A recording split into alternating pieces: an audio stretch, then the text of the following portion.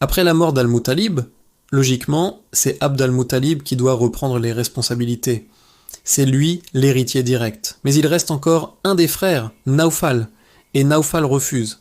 Il est plus âgé, il est encore vivant, et il estime que cette responsabilité doit lui revenir. Malgré cela, il n'est pas l'héritier légitime. Car cette charge revenait toujours à celui dont le père occupait cette fonction. Et cette fois, il y avait bien un héritier, Abd al-Muttalib. Mais Nawfal impose sa décision. Il prend la responsabilité par autorité et par son statut à la Mecque. Abd al-Muttalib refuse cette injustice.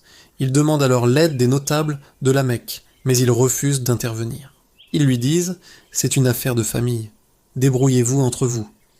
Sans soutien, Abd al-Muttalib fait appel à son oncle maternel à Médine.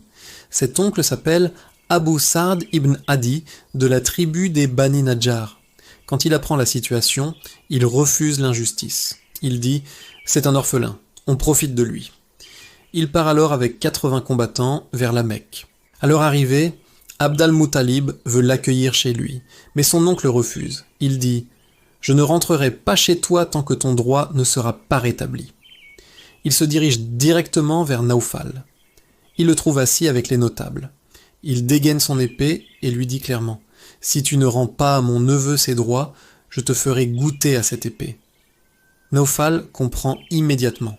Il n'est plus face à un jeune seul, mais face à une force venue de Médine.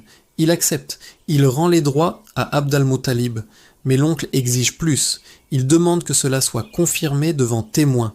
Les notables sont appelés, et Nawfal confirme publiquement qu'il rend définitivement ses droits à Abd al-Muttalib.